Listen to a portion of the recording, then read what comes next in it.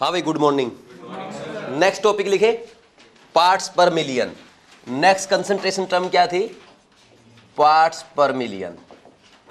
जैसे आप परसेंट करते हो ना, परसेंट मतलब पर 100, तो पार्ट्स पर मिलियन का मतलब क्या हुआ? पर मिलियन। ठीक है भाई। देखो यहां पे हम क्या करेंगे, सबसे पहले मान लीजिए आपको बोल दिया भाई 20 ppm CaCO3 है बाई मास। इसका मतलब आप क्या समझे? यानी 20 ग्राम CaCO3 इन 1 मिलियन ग्राम सॉल्यूशन, यानी 10 की पावर 6 ग्राम सॉल्यूशन। और यहीं पे बाई वॉल्यूम दे दे तो आप बोल देते 20 ग्राम 20 ml। मतलब जैसे मान लीजिए लिख देता 20 ppm NaOH सॉल्यूशन, ठीक, 20 ppm NaOH सॉल्यूशन बोल देता, तो आप क्या लिखते? 20 ml NaOH इन 10 की पावर 6 ml सॉल्यूशन। कर लेंगे। अब जैसे मान लीजिए आपको ppm फाइंड आउट करना है, तो क्या करेंगे? Weight of solute divide by weight of solution.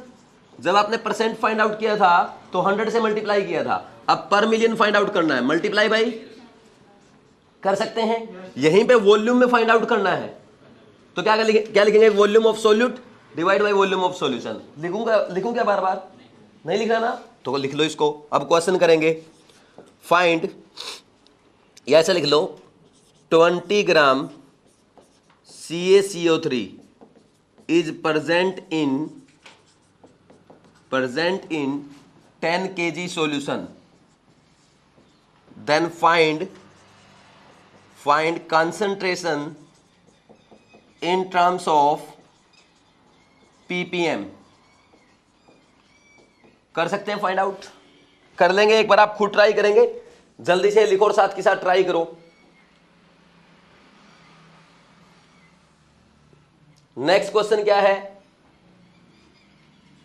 0.15 weight by weight percent aqueous solution of urea is given,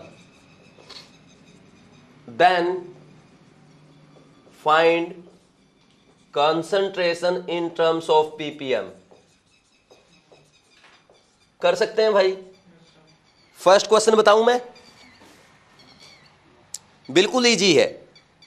क्या करेंगे? कंसंट्रेशन फाइंड आउट करनी है ppm में। बोलो भाई कितना सोल्यूट? 20 ग्राम। और वेट ऑफ सॉल्यूशन कितना है? 10 kg। 10 kg यानी 10,000 ग्राम, ठीक है। मल्टीप्लाई बाई 10 की पावर 6, कितना आएगा बोलो भाई? 2000 ppm आया कि नहीं आया? इजी है ना। अब ये क्वेश्चन भी बिल्कुल इजी है। 0.15% वेट बाई वेट का मतलब क्या है भाई? 0.15 gram urea is present in, बोलो 100 ग्राम सॉल्यूशन। तो आपके पास सोल्यूट का वेट है, सॉल्यूशन का भी वेट है, तो पीपीएम में फाइंड आउट कर देंगे। पीपीएम कैसा आएगा? Weight of solute divide by weight of solution multiply by 10 की पावर 6, कितना आया? 1500 ppm। दोनों किसके ठीक थे? नहीं था। आ गया? चलो फिर एक क्वेश्चन और करें, इजी है ना बिल्कुल। नेक्स्ट क्वेश्चन देखो, 5 molal aqueous solution of urea is given, then find concentration in terms of ppm। देखो भाई इसमें क्या करेंगे, ये भी ऐसे ही होगा। 5 मोलल का मतलब क्या है? 5 mole of urea in 1 kg solvent यानी वाटर गिवन है, एक्वस सॉल्यूशन है। तो क्या लिखेंगे? पहले तो 5 मोलल को लिखो, 5 mole of urea in 1 kg water, ये मतलब इसका, ठीक। तो 5 मोल ऑफ यूरिया। अब मास ऑफ यूरिया क्या आएगा भाई? बोलो 5 × 60 = 300 ग्राम। ठीक है। और ऐसे ही जब आप इसका करेंगे, mass of solvent, mass of water कितना है 1 kg यानी 1000 ग्राम। और सिमिलरली जब आप मास ऑफ सॉल्यूशन लिखेंगे, टोटल ऐड कर दो दोनों का, 300 प्लस 1000 इज इक्वल टू 1300 ग्राम। तो कंसंट्रेशन कैसे आएगी पीपीएम में, बोलो भाई, 300 divide by mass of solution into में 10 की पावर 6 पीपीएम, ये आ जाएगा। कर सकते हैं या नहीं कर सकते, है ना इजी बिल्कुल। तो इसको नोट डाउन करो, फिर आगे बढ़ेंगे, जल्दी लिखो।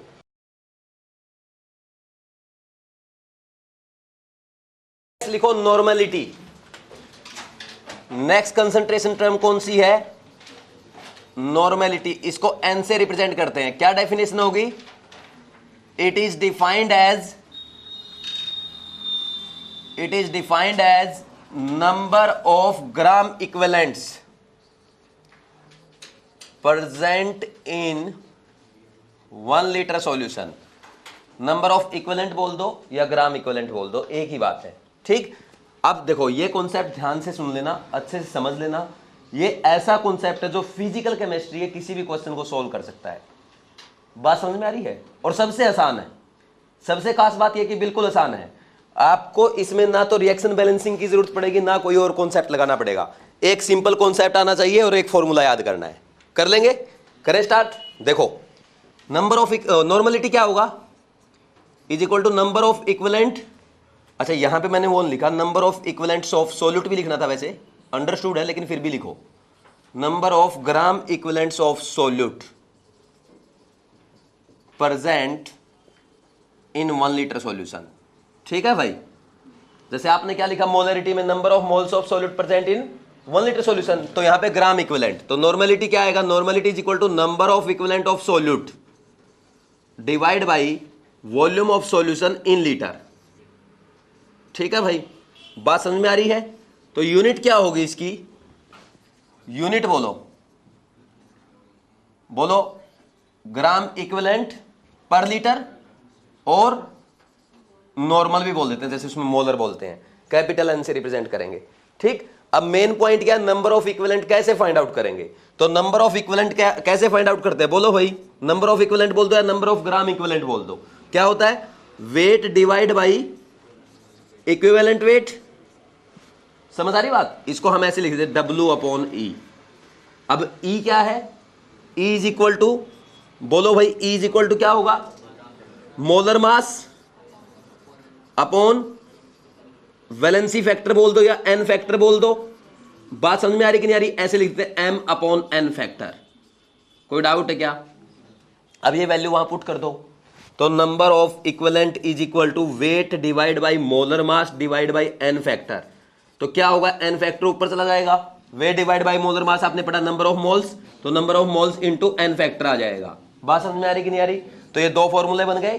तो हम क्या लिख सकते हैं, number of equivalents is equal to, number of equivalents is equal to weight divide by equivalent weight, ये यूज कर सकते हो, या N into N factor use कर सकते हो, और क्या यूज कर सकते हैं, ऊपर से देखो नॉर्मलिटी इंटू वॉल्यूम, वॉल्यूम इस तरफ जाएगा, नंबर ऑफ इक्विवेलेंट नहीं आएंगे, तो normality into volume in litre. तो ये आपको याद रखना, बस ये फॉर्मूला है वो। इस फॉर्मूले से कोई भी क्वेश्चन इजीली सोल्व हो जाएगा। बात समझ में आ रही कि नहीं आ रही। और सबसे खास बात ये, रिएक्शन को बैलेंस भी नहीं करना पड़ेगा आपको बार बार। अभी हम इस पे बेस्ड क्वेश्चन करेंगे, ठीक है। अब देखो यहां पे एक कॉन्सेप्ट और सिखाता हूं आपको। यहां पे देखो नॉर्मलिटी आपने क्या लिखा, नॉर्मलिटी लिखा number of equivalent divide by volume, यही लिखा volume of solution in litre. Number of equivalent क्या लिख सकते हो, N इंटू N फैक्टर, बोलो भाई, divide by volume of solution. तो number of moles divide by volume of solution क्या होगा, मोलरिटी। तो मोलरिटी इंटू N फैक्टर कर सकते हैं। तो इसलिए हमेशा हम क्या करते हैं, पहले नॉर्मलिटी फाइंड आउट करने की बजाय पहले मोलरिटी फाइंड आउट करते हैं। मोलरिटी फाइंड आउट करने के बाद उसको N फैक्टर से मल्टीप्लाई कर देते हैं, तो ऐसे नॉर्मलिटी का आंसर आता है। बात समझ में आ रही है। सो इसमें क्या लिखेंगे, we do not calculate normality directly, first we calculate molarity then normality. ठीक है भाई, ये बात समझ में आ गई। अब देखो ये हो गया कॉन्सेप्ट आपका नॉर्मलिटी का पूरा। अब नेक्स्ट क्या है, यहां पे हम जो लिखते हैं, मान लीजिए हमें एक रिएक्शन दे दी गई, M1A react with M2B, B के साथ रिएक्शन करता है और कन्वर्ट हो रहा है C और D में। कितने N1 मोल मिल रहे हैं C के और N2 मोल मिल रहे हैं आपको D के। ठीक, तो अब ये रिएक्शन बैलेंस है या नहीं है उससे कोई फर्क नहीं पड़ता। ठीक, आप इस रिएक्शन को बैलेंस रखें या अनबैलेंस रखें कोई फर्क नहीं पड़ेगा, लेकिन according to law of chemical equivalence, according to law of chemical equivalence, chemical equivalence, according to law of chemical equivalence, तो यहां पे होता क्या है, number of equivalent of A is equal to number of equivalent of B is equal to number of equivalent of C is equal to number of equivalent of D। आपसे exam में question नहीं पूछ जाते भाई A के इतने मोल B के इतने मोल के साथ रिएक्ट करके C के कितने मोल प्रोड्यूस करेंगे, है ना, कितने प्रोडक्ट बनाएंगे, ऐसे क्वेश्चन आते हैं ना। तो उन क्वेश्चन में आप कंफ्यूज होते हो, आप सोचते हो पहले बैलेंस करना पड़ेगा। बैलेंस करने की कोई जरूरत नहीं है, आप सीधा ये फॉर्मूला लगाओ। ठीक, समझ आ रही बात, नंबर ऑफ इक्विवेलेंट वाला। भाई कोई भी किसी के साथ रिएक्ट करता है, आपस में नंबर ऑफ इक्विवेलेंट इक्वल होंगे। कोई रिएक्ट करके कोई प्रोडक्ट बनाता है, उनके इक्विवेलेंट इक्वल होंगे। इक्विवेलेंट इक्वल कर दो। इक्विवेलेंट फाइंड आउट करने के 3 मेथड है। फर्स्ट है weight divide by equivalent weight, second है number of moles into N factor, और थर्ड है नॉर्मलिटी इनटू वॉल्यूम। अब मान लीजिए A का दे दिया आपको नंबर ऑफ मोल्स, तो उसका एन फैक्टर से मल्टीप्लाई करके फाइंड आउट कर लोगे। B का दे रखा आपको वेट, तो इसके इक्विवेलेंट वेट से डिवाइड कर देना। भाई कोई भी फॉर्मूला लगा सकते हैं तीनों में से। मेरी बात समझ में आई कि नहीं आई? तो इसको हम यूज करेंगे। अब एन फैक्टर कैसे फाइंड आउट करते हैं वो हम नेक्स्ट सीखेंगे, पहले आप इसको लिख लो जल्दी से। कर लेंगे, लिखो जल्दी से।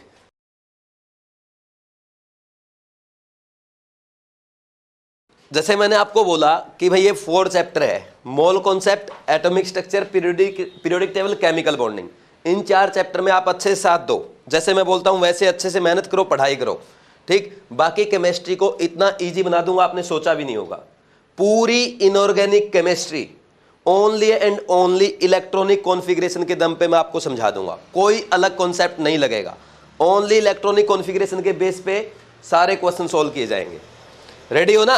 तो 4 चैप्टर में पूरी जी जान लगा दो, भले ही 1 घंटा सोना कम कर दो, लेकिन मोल concept, atomic structure, periodic table, chemical bonding, इनमें कोई कमी नहीं आनी चाहिए। जो बचा हुआ टाइम है इसमें अगर मेहनत कर ले तो नेक्स्ट ईयर प्रिपरेशन नहीं करना पड़ेगा।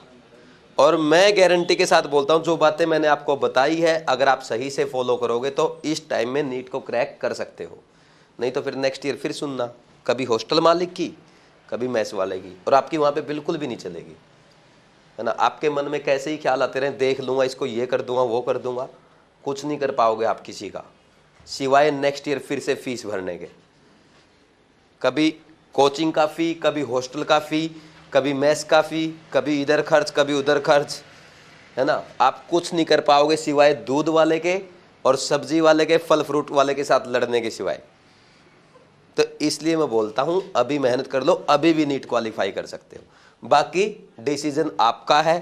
नेक्स्ट ईयर भी कोटा को झेलना है, कोटा के डेवलपमेंट में सहयोग देना है, वो आप पे डिपेंड करता है कि अगर आपकी इच्छा है नहीं अभी कोटा का डेवलपमेंट सही नहीं हुआ, थोड़ा सा और सहयोग देना चाहिए, तो आप इन बचे हुए टाइम में फुल एंजॉय करो, मौज करो। ठीक, नेक्स्ट ईयर हम लोग आपका वेलकम करेंगे। आओ कोटा, है ना, आओ कोटा, डेवलपमेंट करो। थोड़ी सी कमी रह गई, है ना। तो इसलिए देखो ये आप ना एक सिंपल सी चीज़ सोचो, अभी आपके पास जो अप्रोक्स 4 मंथ का टाइम बचा हुआ है, इन 4 मंथ में मोबाइल फ़ोन, यारी दोस्ती, भाई बहन, रिश्तेदार सबको भूल जाओ, अपनी पढ़ाई पे फोकस करो।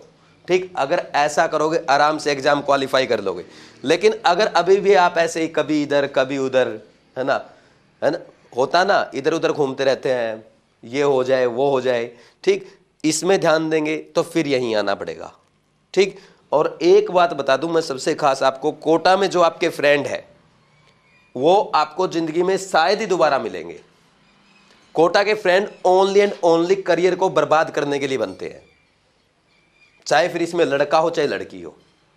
अगर आप कोटा में फ्रेंडशिप करते हो तो डेफिनेटली आप अपना करियर बर्बाद करते हो। और ये बात जरूर है कि अपनी लाइफ को अच्छे से चलाने के लिए एक दो फ्रेंड की जरूरत होती है, एक दो काफी है। पूरी पंचायत चाय की दुकान पे लेके जाने की कोई जरूरत नहीं है। समझ आ रही ना बात, कि 8-8 10-10 चलते हैं, फिर चाय पी के 1-1 2-2 निकल लेते हैं, और जो ईमानदार रहता है वो हर बार पे करता रहता है, वो बोल भी नहीं पाता, गालियां भी देता रहता है। सही है ना? तो अभी अपने मेहनत कर लो, ठीक, टाइम बचा है, मौका है, नहीं तो नेक्स्ट ईयर फिर सुनना, मेरी बकवास नहीं सुनोगे, किसी और की सुनोगे, बकवास तो सुननी पड़ेगी भाई, क्योंकि फील्ड ऐसा चूज कर लिया, दूसरा ऑप्शन नहीं है। क्योंकि अगर नर्सिंग में जाओगे तो बहुत बुरा लगेगा, क्योंकि आपने एमबीबीएस के लिए प्रिपरेशन स्टार्ट की थी, और फिर आप ना, मतलब होता क्या है, जब फेल हो जाता ना इंसान, पता है, अरे मैं कोटा गया था, पढ़ लेता तो ये कर देता, क्यों नहीं किया? तो है ना, नर्सिंग में जाने में बहुत बुरा लगेगा। और इवन बहुत सारे बच्चों को तो बीडीएस, बीएमएस, बीएचएमएस में भी जाने में बुरा लगता है, प्राइवेट कॉलेज से एमबीबीएस करने में भी बुरा लगता है। तो मौका है आपके पास, सोच लो। एक तो एग्जाम्पल सेट करना है, फिर एक पूरी लाइफ एग्जाम्पल सुनने हैं। जैसे बूढ़े सुनाते ना, बूढ़े अपने गांव में रहते ना, लगा के 2 पैग रात में, मैं तो ऐसा था, तो वैसी हालत आपकी हो जाएगी। आपने सुना होगा ना, एक दो, मतलब उनका आदत होती है फेंकते रहना, कुछ नहीं किया होगा पूरी लाइफ में सिवाय भैंसों को पानी पिलाने के अलावा और ताश खेलने के अलावा, उन्होंने लाइफ में कुछ नहीं किया होता, और इतनी बड़ी बड़ी फेंकते हैं। तो वही आपके साथ होगा। अगर मैं कोटा में ये कर देता तो ये हो जाता, मैं तो इतना बड़ा डॉक्टर बन जाता, मैं तो एम्स क्वालिफाई कर देता, मेरे को गाइडलाइन देने वाला होता, मैं तो ये कर देता। ये बातें कहने की होती हैं, प्रेजेंट टाइम पे क्या कर रहे हो उससे फर्क पड़ेगा। अगर मेहनत कर रहे हो ना तो आगे बढ़ोगे, नहीं तो कहीं, नहीं तो मतलब यहीं रह जाओगे। आप में से, आपके चेहरे देख के मेरे को साफ साफ पता चलता है कि आप में से एक का भी परिवार ऐसा नहीं है जो नेक्स्ट ईयर फिर अफोर्ड कर पाएगा। सच्चाई है कि नहीं है? अफोर्ड कर लेंगे, पेरेंट्स है, उनको तो करना है ना भाई। इंडिया में एक कल्चर है कि पेरेंट्स की, मतलब उसका ना, उसकी ऐसी रिस्पॉन्सिबिलिटी उसको देने ही पड़ेंगे पैसे, वो अफोर्ड कर लेंगे, आपको बिना बोले कर लेंगे, वो जैसे चाहे उनको अपनी किडनी बेचनी पड़े, लेकिन तुम्हारे लिए जरूर करेंगे। समझ आ रही ना बात? लेकिन आप सब में से, आप सबके परिवार ऐसे हैं और वो सब यही चाहते हैं कि इस बार क्वालिफाई कर लो। और मैं ये बात भी गारंटी के साथ बोलता हूं कि अगर आप सही से अभी भी फॉलो करोगे, आप क्वालिफाई कर सकते हो। नहीं कर सकते? आप सब कर सकते हो। मैं बोलता हूं 4 मंथ जो बातें मैंने आपको बताई उनको अच्छे से फॉलो कर लो। अभी भी किसी को कोई दिक्कत है, क्लास के बाद आओ, पर्सनल बात करो, लेकिन आपकी प्रिपरेशन में कोई कमी नहीं रहनी चाहिए। एक ऐसा बच्चा, बिलो एवरेज बच्चा, नीट 2021 को क्वालिफाई कर सकता है। समझ आ रही बात? नीट एग्जाम को क्वालिफाई करने के लिए बहुत ज्यादा एफर्ट लगाने की जरूरत नहीं होती, इजीली क्वालिफाई कर सकते हो। बहुत आसान एग्जाम है, आता ही नहीं यार इसमें कुछ भी, सारा एनसीईआरटी बेस्ड है, बोर्ड से भी घटिया लेवल हो गया अब तो। लेकिन कब होगा? जब आप हर टॉपिक को अच्छे से पढ़ के जाओगे। टॉपिक नहीं छोड़ना है, हर एक टॉपिक पढ़ के जाना है, भले ही क्वेश्चन कम कर लो, किसी में ज्यादा कर लिए, किसी में कम कर लिए, लेकिन हर टॉपिक आपको पढ़ के जाना है, क्योंकि हर टॉपिक से क्वेश्चन पूछा जाएगा। बात समझ में आ रही कि नहीं आ रही? ठीक है भाई, कर लोगे? चलो फिर आगे बढ़ते हैं। नेक्स्ट देखो, आज के लिए इतना ज्ञान काफी है, आगे आ जाओ। आगे क्या करना है अपने को? N factor. Very good, thank you याद कराने के लिए। एन फैक्टर, फर्स्ट है फॉर एसिड, फर्स्ट है एन फैक्टर फॉर एसिड। क्या होगा भाई? Is equal to number of replaceable H plus, कितने H प्लस वो दे सकता है। ठीक, जैसे HCl के लिए कितना होगा बोलो जल्दी से? 1। HNO3 के लिए ये भी एक H प्लस देगा, H2SO4, H2SO3 2 देगा।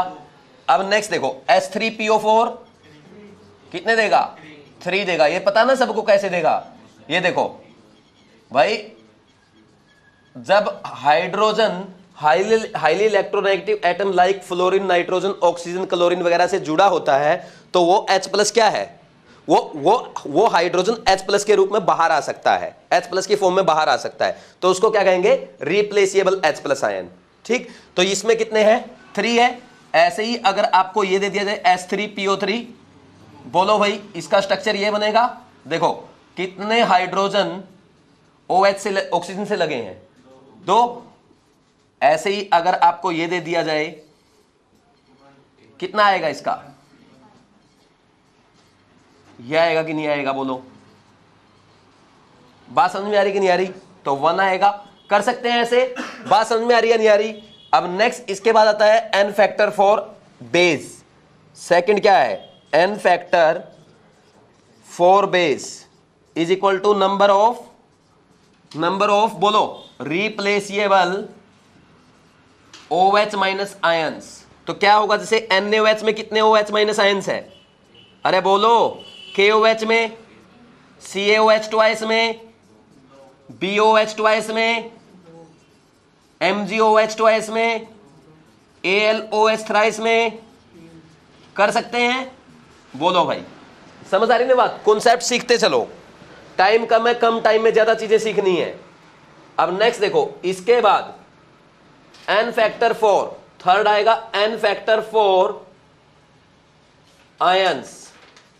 क्या आएगा? Charge on ion. अब चार्ज नेगेटिव में है तो नेगेटिव में नहीं लिखना, ओनली वैल्यू लिखनी है, इसलिए मैग्नीट्यूड लगा दिया। जैसे H प्लस का n फैक्टर कितना होगा? OH माइनस का, और चलो पहले कैटायन का लिख लेते हैं इधर, H प्लस का, ठीक 1। तो ऐसे ही आपको बोल दिया जाए Na प्लस का कितना होगा? 1 होगा, ठीक। और आ जाए Mg2 प्लस का 2, और एल्यूमिनियम 3 प्लस का 3, OH माइनस का 1। चार्ज देखना मैग्नीट्यूड ओनली। सल्फेट आयन का 2, और फॉस्फेट आयन का Cl माइनस का, Br माइनस का, O माइनस का, O2 माइनस का 2।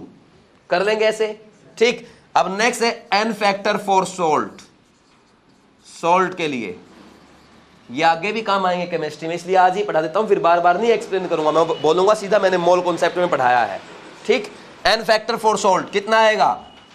बोलो भाई, टोटल पॉजिटिव चार्ज कर दो या क्या कर देंगे, और टोटल नेगेटिव चार्ज, कोई एक मान लो, ठीक। उसका मैग्नीट्यूड बताना आपको। समझ आ रही बात? जैसे आपको ये दे दिया जाए, मान लीजिए भाई Al2SO4 thrice dot K2SO4 dot MgSO4 dot 24H2O, ठीक। सोल्ट मतलब सोल्ट, ये इसको हटा दो। वैसे वाटर का लिखने की जरूरत नहीं, क्योंकि वो न्यूट्रल है, इसमें आयन है नहीं वाटर में, ठीक। ओनली आयंस का लिखेंगे, या तो कैटायंस का कर लो टोटल, या एनायंस का कर लो। कैटायंस कितने हैं? देखो, एल्यूमिनियम है, एल्यूमिनियम पे 3 प्लस है, 2 एल्यूमिनियम है, पोटेशियम पे +1 है, 2 पोटेशियम है, और मैग्नीशियम पे +2 है, और 1 ही मैग्नीशियम है। तो कितना आया टोटल? +6 +2 +2, टोटल कितना आया? 10। तो इसका n फैक्टर कितना होगा? 10। कर लेंगे या नहीं कर लेंगे भाई? और दे दिया जाए, ये तो चलो आपको मिक्स सोल्ट दिया है, जैसे ये दे दिया जाता ओनली Na2SO4 पे कितना करते? 2 सोडियम प्लस है, तो इसमें चार्ज कितना आएगा? 2। सिमिलरली आपको दे दिया जाए Al2SO4 थ्राइस, इसका कितना आएगा इन फैक्टर? इस पे 2 एल्यूमिनियम 3 प्लस है, कितना आएगा? 6 आएगा। कर लेंगे ऐसे। अब देखो यहां पे अगर बात की जाए, आप ये बोलेंगे सर नहीं मैं तो इस पे चेक करूंगा एनायन पे, तो एनायन पे चेक कर लो। सल्फेट पे कितना? -2 चार्ज, तो 2 आएगा। इस पे कितना? सल्फेट में -2, 3 सल्फेट है, -2 × 3 6 आ गया। -6 नहीं बोलेंगे, 6 बोलेंगे। कर लेंगे ऐसे ही, इसमें कैलकुलेट करके देख लो, टोटल वही आएगा। कैटायन या एनायन किसी का एक का टोटल चार्ज काउंट कर लो। कर लेंगे या नहीं कर लेंगे? लिखो।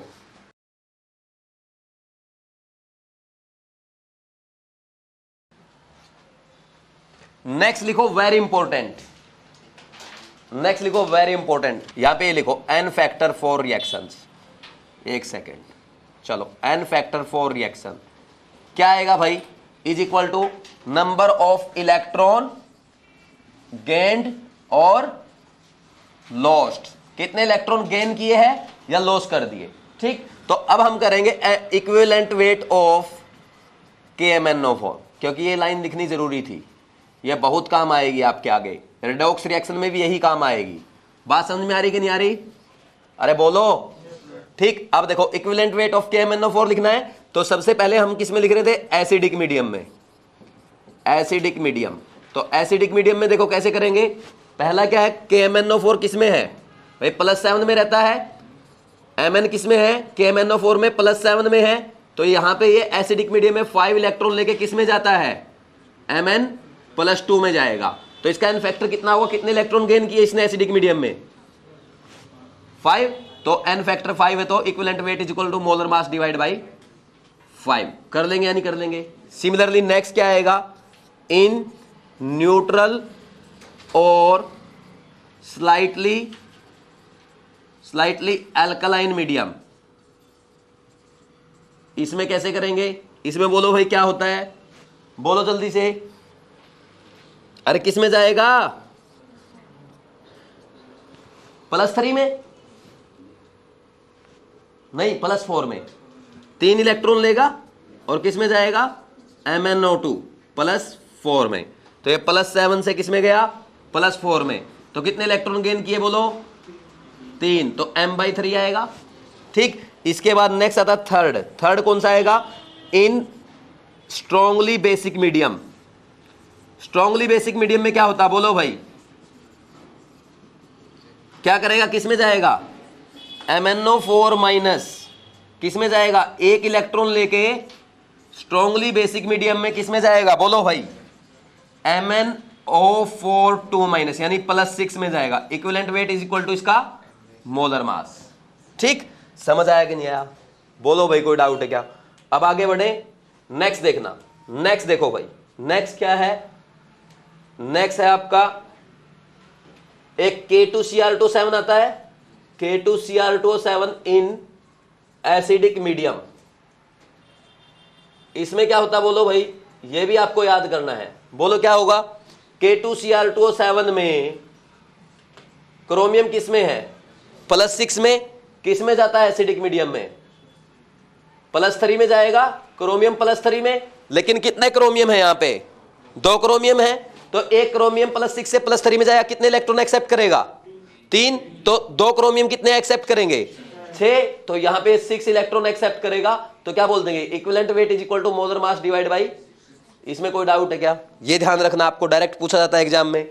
इसके बाद नेक्स्ट भाई, reaction of Ki with KMnO4, ये भी इंपॉर्टेंट है, ये डायरेक्ट एग्जाम में पूछी जाती है भाई। KMnO4 जब Ki के साथ रिएक्शन करता है एसिडिक मीडियम में, पहले एसिडिक मीडियम में किस में जाएगा, ये I- से I-1 से किस में जाता है, I2 में।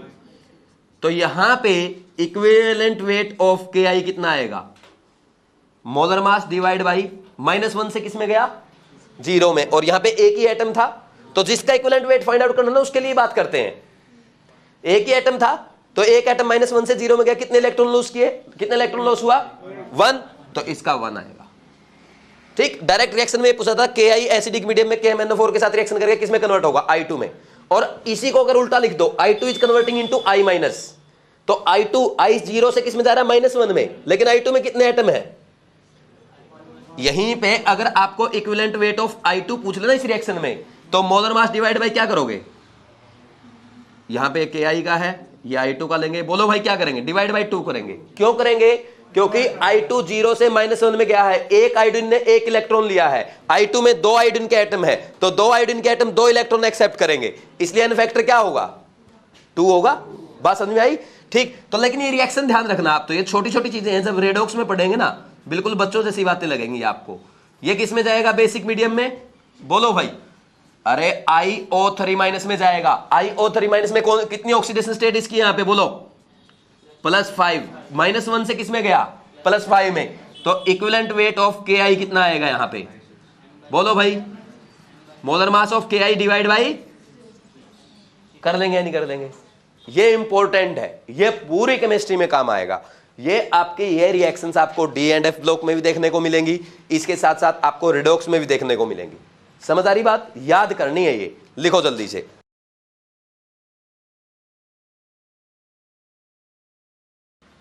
ये जो रिएक्शंस है इनको आपको याद करना है, ठीक है। आप उस पर लिख के अपने स्टडी टेबल के सामने चिपका लो, 2-4 बार देखेंगे याद हो जाएंगी। बात समझ में आ रही कि नहीं आ रही।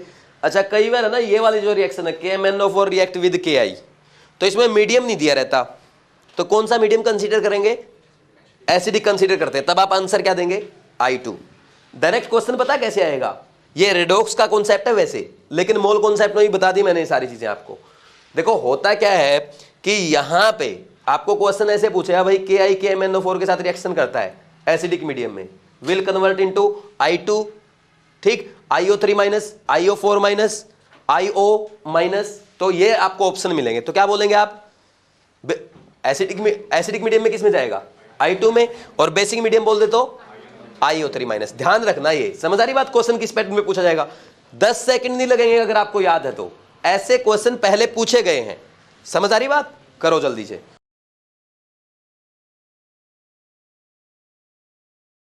नेक्स्ट लिखो भाई, क्वेश्चंस लिखो। पहला है find equivalent weight of following. देखो मान लीजिए मैंने आपको लिख के दे दिया H2SO4, दूसरा मैंने आपको लिख के दे दिया H3PO3, ठीक है भाई। सिमिलरली और मैंने आपको लिख के दे दिया BaOH ट्वाइस, ठीक, और मैंने आपको लिख के दे दिया फोर्थ Ca3PO4। तो कैसे करेंगे, equivalent weight is equal to molar mass, इसका 98 होता है, वैसे वो कैलकुलेट करते रहना आप, मैं डायरेक्ट कॉन्सेप्ट सिखा रहा हूं। Equivalent weight divide by molar mass divide bye n factor, 2 होगा इसका भी कितना होगा, 2 होगा, इसका कितना होगा, 2 होगा, और इसका, अरे कैल्शियम के 3 आयन है, कैल्शियम +2 में रहता है, तो कितना हो गया 6, कर लेंगे ऐसे। Next, find number of equivalent in following. First option है 4 mole of H3PO, 4 mole of H3PO2। Second question दे दिया मैंने आपको 5 मिलीमोल ऑफ H2SO3, ठीक। थर्ड क्वेश्चन मैंने आपको दिया 10 मोल ऑफ Al2SO4 थ्राइस। कर देंगे भाई फाइंड आउट। कैसे करेंगे भाई, इसका कितना है, equivalent weight is equal to number of equivalent पूछा ना, number of equivalent n into n factor, कितना है 4 मोल है, n फैक्टर कितना है इसका 1, H3PO2 है भाई, और नंबर ऑफ इक्विवेलेंट इसके कितने आएंगे 5 मिलीमोल, 5 इंटू 10 की पावर -3 करो पहले तो, n फैक्टर कितना है H2SO3 का 2, नंबर ऑफ इक्विवेलेंट इसके कैसे आएंगे 10 मोल है, इंटू में 6, कर लेंगे या नहीं कर लेंगे, बिल्कुल बच्चों वाली बातें हैं, लेकिन करेंगे हम हर चीज बिल्कुल बेसिक से, एक एक पैटर्न का क्वेश्चन करेंगे, कोई भी नहीं छोड़ेंगे, बस आपको साथ के साथ सॉल्व करते जाना है, ठीक है भाई। नेक्स्ट देखो ये क्वेश्चन आ गया, find normality of following. Normality of following ये क्वेश्चन दे दिया आपको। क्वेश्चन में क्या है, फर्स्ट ऑप्शन है 0.5 मोलर H3PO4, सेकेंड ऑप्शन है m/10 MgOH ट्वाइस, ठीक है भाई। और ऑप्शन दे दिया आपको थर्ड m/20 H3PO3 सॉल्यूशन। कर देंगे find out. Normality is equal to molarity into, अरे normality is equal to molarity into n factor, तो बताओ पहले का n फैक्टर कितना है, तो आ जाएगा 1.5 नॉर्मल आ गया। नेक्स्ट में 1/10 मोलर इंटू कितना n फैक्टर 0.2 नॉर्मल आ गया। Normality is equal to 1/20 into n factor कितना है H3PO3 का 2, तो इक्वल टू 0.1 नॉर्मल। समझ आ रहा है गुड़िया, पक्का आसान है ना, नहीं है, हाँ भाई। Next, find molarity of following. इस बार क्या करोगे, उल्टा कर देंगे। फर्स्ट दे दिया मान लीजिए आपको, ये दे दिया आपको 1/10 normal, 1/10 normal BaOH twice solution, ठीक है। और सेकंड ऑप्शन दे दिया आपको n/20 HCl सॉल्यूशन। थर्ड दे दिया आपको n/10 ये दे दिया आपको H3PO3, ठीक। कर देंगे फाइंड आउट। भाई क्या करोगे, मोलरिटी इज इक्वल टू क्या करोगे, normality divide by n factor, ठीक। तो इसका पहले ऑप्शन का क्या आएगा 1/10 डिवाइड बाई 2, 1/20 आ जाएगा, ठीक। नेक्स्ट वाले क्या आएगा 1/10 डिवाइड बाई 1/10 आ जाएगा, ठीक है। और ऐसे ही इसका कितना आएगा, मोलरिटी इज इक्वल टू, बोलो भाई, 1/10 इंटू कितना आएगा 2, 1/10 डिवाइड बाई 2 यानी 1/20। कर सकते हैं ऐसे, इसमें कोई डाउट नहीं है, ठीक है भाई। यहां पे देखो, यहां पे 20 लिखना था, ठीक है। और कोई डाउट, और तो ठीक है सब, ठीक है ना।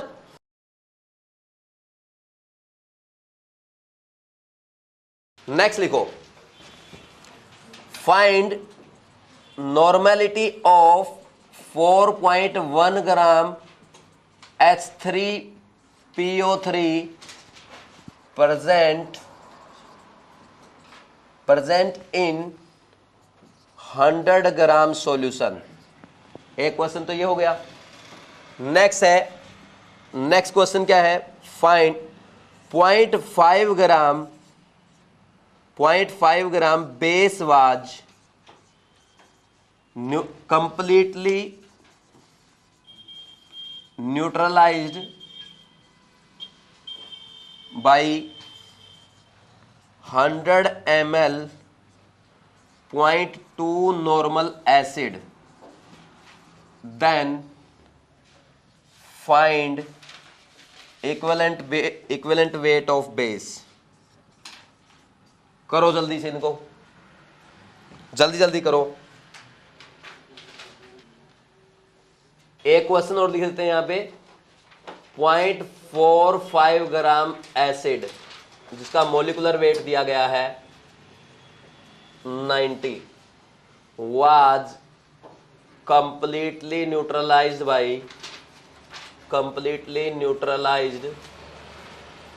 by 20 ml 0.5 normal NaOH solution, then find basicity of acid।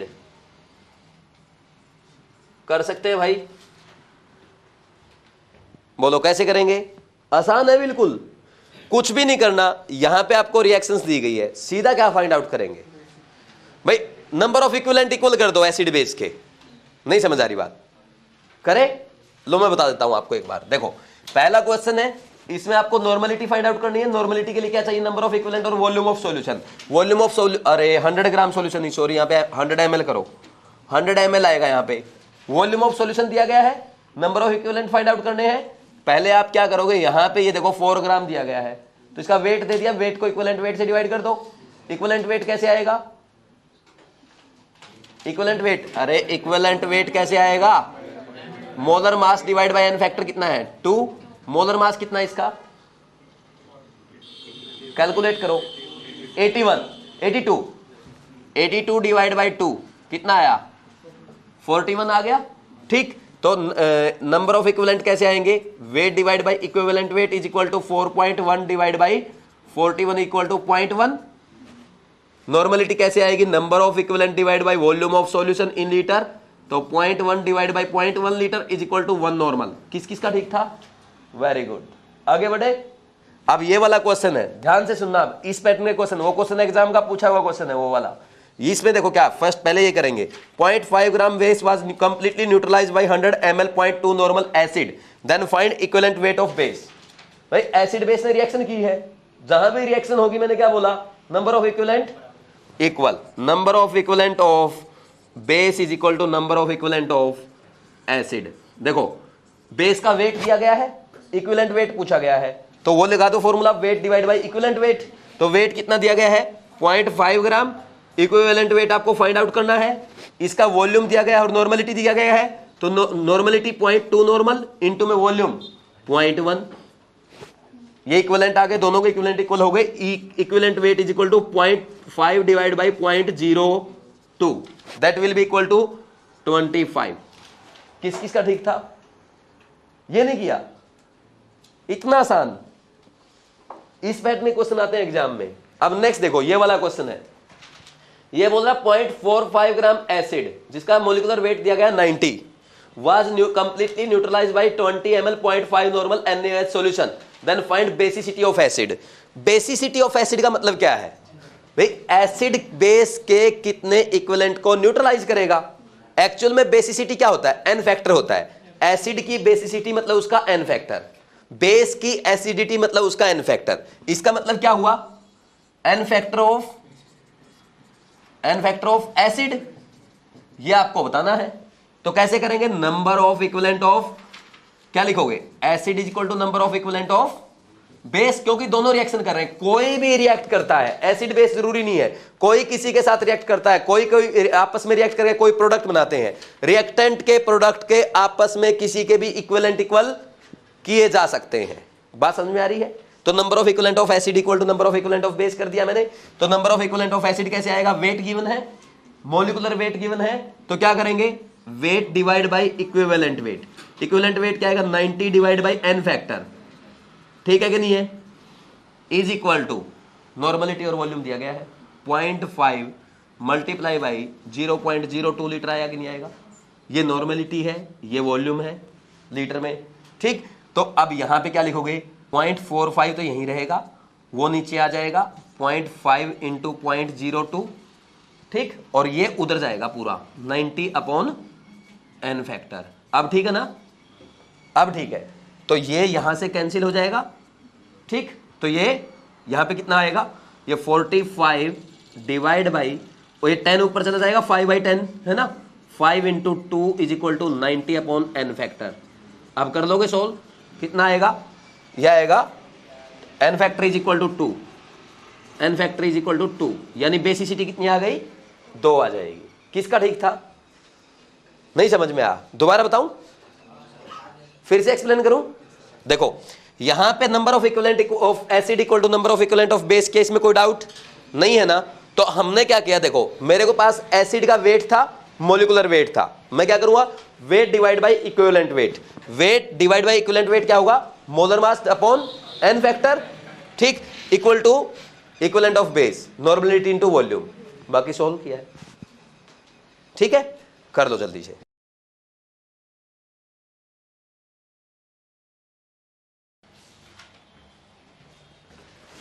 Question लिखो, the equivalent weight of A divalent metal. Divalent metal का मतलब क्या है, जिसकी वैलेंसी 2 है, वैलेंसी यानी एन फैक्टर 2 है, is divalent metal is 24।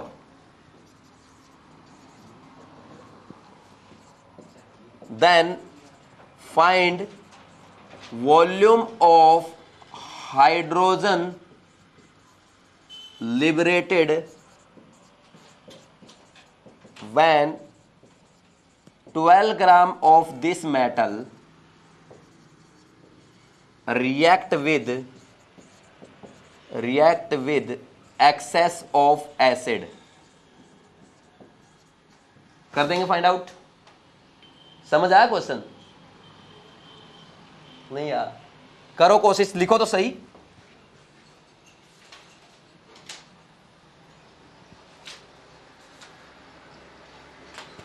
Next question है, 2.4 gram of a metal react with excess of an acid and produce 1.12 litre hydrogen gas at STP.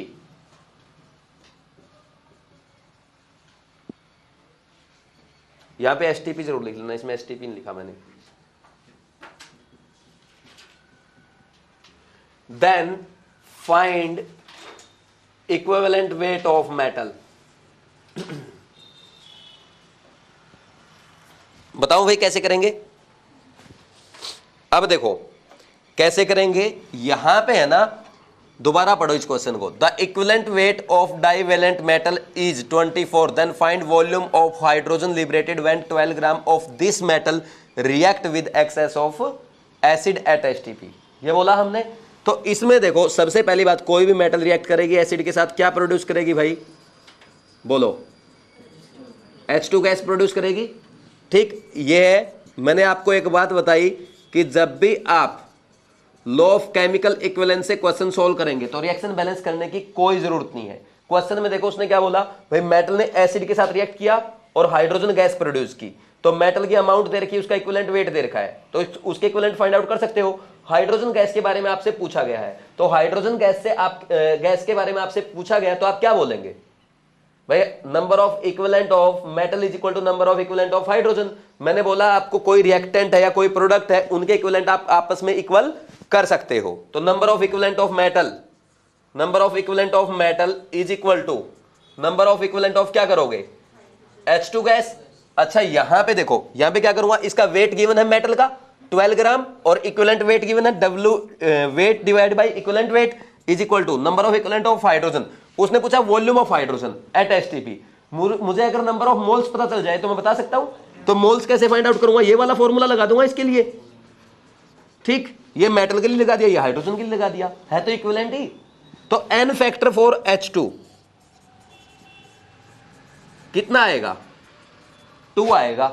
पता है क्यों आएगा 2, क्योंकि देखो इस रिएक्शन में ये H+1 से 0 में गया है, तो इसके लिए HCl, इस HCl के लिए तो 1 है n फैक्टर, और यहां पे ये +1 से 0 में गया है, तो यहां पे इसके लिए कितना है 2H+1 से 0 में गए हैं, तो 2 इलेक्ट्रॉन गेन किए, यहां पे 2 है, यहां पे 1 है, लेकिन दोनों जगह हाइड्रोजन के लिए कितना होगा, उल्टी रिएक्शन सोचो, H2 किस में जाएगा, H+ में जाएगा। कैसे जाएगा, 2 इलेक्ट्रॉन लॉस करके जाएगा।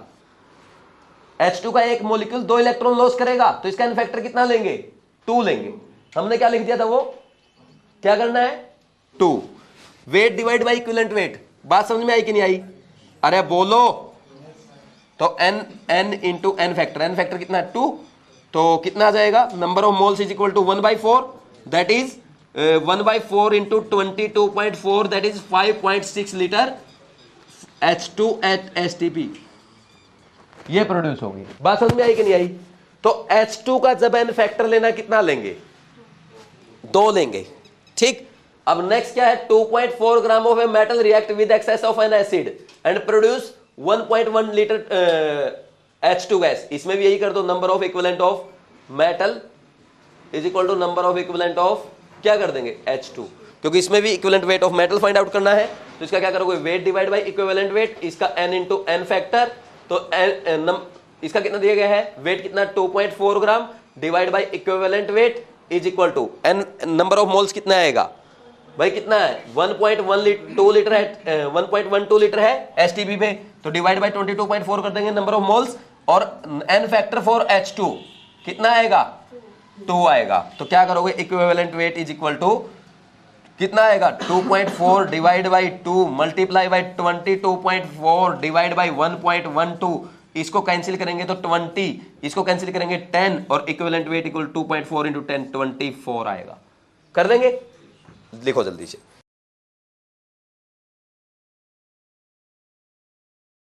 नेक्स्ट देखो भाई, लिखो 0.84 gram of metal hydride contain 0.84 gram of metal hydride contain 0.04 gram of hydrogen. Then find equivalent weight of metal. कर सकते हैं भाई, कर लेंगे। इस पैटर्न में क्वेश्चन एग्जाम में पूछे जाते हैं, एग्जाम का पूछा हुआ क्वेश्चन है। देखो मेटल हाइड्राइड का वेट कितना है, बोलो भाई, मेटल हाइड्राइड का वेट कितना है, 0.84 ग्राम है ना, इसमें हाइड्रोजन कितनी है 0.04 ग्राम, तो मेटल कितनी होगी, यही तो होगी 0.8 ग्राम। इसमें भी डाउट है क्या, नहीं समझा, कर लेंगे। अब आपके पास वेट ऑफ मेटल आ गया, क्या बताना है, इक्विवेलेंट वेट ऑफ मेटल, तो नंबर ऑफ इक्विवेलेंट वाला फॉर्मूला लगाना पड़ेगा अपने को। तो हम क्या करेंगे, number of equivalent of metal is equal to number of equivalent of hydrogen in metal hydride, ठीक। अब मेटल हाइड्राइड जो होते हैं, तो मेटल हाइड्राइड जैसे NaH है, इसमें सोडियम +1 में है और हाइड्राइड -1 में है, KH है, +1 -1, MgH2 है, ये तो +1 +2 में है, लेकिन हाइड्रोजन अभी भी -1 में है। तो यहां पे हाइड्रोजन का जो n फैक्टर आएगा वो कितना आएगा, बोलो भाई। हाइड्रोजन का n फैक्टर कितना आएगा यहां पे? हाइड्रोजन का n फैक्टर हम 1 लेंगे। क्यों बताओ? मान आप क्या बोलेंगे यहां पे, हाइड्रोजन का एक एटम एक इलेक्ट्रॉन लेके H-1 में गया है, तो इसका इक्विवेलेंट वेट जब आप लिखेंगे क्या लिखेंगे? 1/1। अब आपके माइंड में यह आएगा, सर मेटल के साथ रिएक्शन तो हाइड्रोजन ने की है, यानी H2 ने की है, तो आपको यहां पे H2 लिखना चाहिए। यही आया ना माइंड में, भाई मुझे यहां पे H2 लिखना चाहिए। तो जब मैं H2 लिखूंगा तो क्या लिखूंगा? H2 2 इलेक्ट्रॉन लेकर के 2H- में जाएगा, यही तो लिखूंगा। और जब यहां पे इक्विवेलेंट वेट ऑफ हाइड्रोजन लिखूंगा तो molar mass of hydrogen divide by उसके एक मॉलिक्यूल ने कितने इलेक्ट्रॉन एक्सेप्ट किए हैं, कितने किए, तब भी कितना आया। समझे मेरी बात? तो मेटल हाइड्राइड के केस में n फैक्टर आपको 1 लेना है। नहीं समझ आई मेरी बात? कोई डाउट है क्या? दोबारा बताऊं, समझ आया पक्का? भाई मेटल हाइड्राइड के केस में क्या बोलेंगे? अब देखो नेक्स्ट क्या करना अपने को, number of equivalent of metal equal to number of equivalent of hydrogen. कैसे करेंगे? इसका वेट है आपके पास 0.80 divide by equivalent weight is equal to n into n factor. तो नंबर ऑफ मोल्स इसके कैसे फाइंड आउट करेंगे, बोलो भाई? 0.04 डिवाइड बाई कितना होगा इसका वेट हाइड्रोजन का? 1 लेंगे। क्यों? अब आप बोलेंगे सर आपने वहां पे 2 रखा, यहां पे 1 रख दिया। बात तो बिल्कुल सही है, बताओ 1 क्यों रखेंगे? अरे मेटल हाइड्राइड में तो H- की फॉर्म में है, H2 की फॉर्म में नहीं है, कहीं यहां पे 2 रख दो। नहीं समझ आई मेरी बात? दोबारा बोलूं, मैंने ये बोला यहां पे भाई हम लगा रहे हैं n इंटू n फैक्टर वाला फॉर्मूला, ये लगा रहे हैं ना, ठीक है? तो इसमें आप यहां पे वेट कितना रखोगे? मेटल हाइड्राइड के केस में H- में है, H2 नहीं है वो, ये भी H2 नहीं है, H-1 ऐसे है, और H-1 ऐसे। तो आप इसको भी ऐसे याद करो, नहीं तो आप बार बार कंफ्यूज हो जाओगे। यहां पे इसको भी ऐसे ही याद रखो, 1/1 इज इक्वल टू 1, नहीं तो आपको वो कंफ्यूज करेगा। कहीं तो सर H2 बोल रहे हैं, कहीं पे सर H-1 बोल रहे हैं। बात समझ में आ रही ना? तो H-1 का equivalent weight, sorry, molar mass कितना लेंगे?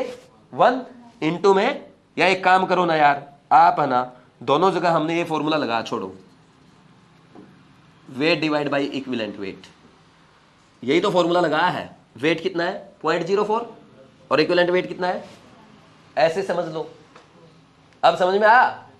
Equivalent weight is equal to, नहीं समझ में आया? दोबारा एक्सप्लेन करूं? आप इसको कैसे भी रखो, दोनों तरफ से सही आंसर आएगा, कॉन्सेप्ट सही। हाँ, मेटल हाइड्राइड के केस में आपको इक्विवेलेंट वेट कितना लेना है? 1 लेना है। ये बात समझ में आई कि नहीं आई? पक्का? अब देखो मेरी बात सुनो यहां पे, अब सुनना मेरी बात ध्यान से।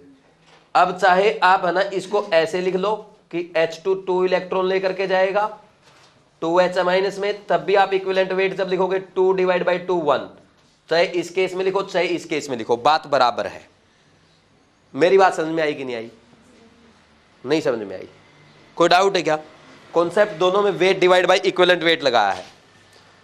आगे बढ़े, और क्वेश्चन देखो। ये क्वेश्चन हम एक बार उसमें ही पढ़ेंगे, रेडॉक्स में है, रेडॉक्स में ही पढ़ते हैं, ठीक है? नेक्स्ट लिखो, फाइंड, या ऐसे लिख लो, a metal oxide has 32% oxygen,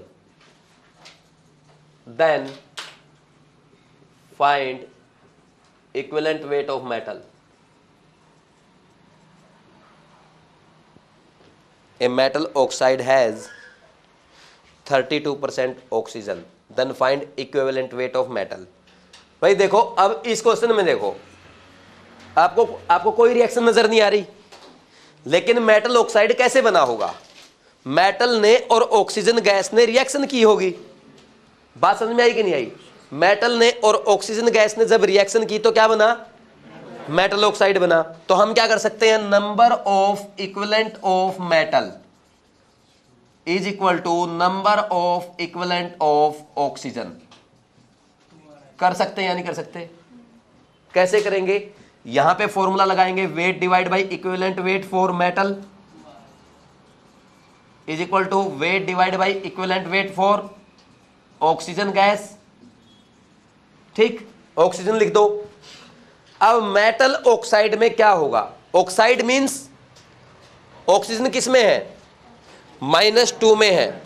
peroxide means oxygen -1 में है। ये तो पता ना आपको, ऑक्साइड में -2 में, परऑक्साइड में। तो ऑक्साइड जब बनता है तो ऑक्साइड में होता क्या है, ऑक्सीजन का एक एटम 2 इलेक्ट्रॉन लेकर के -2 में जाता है।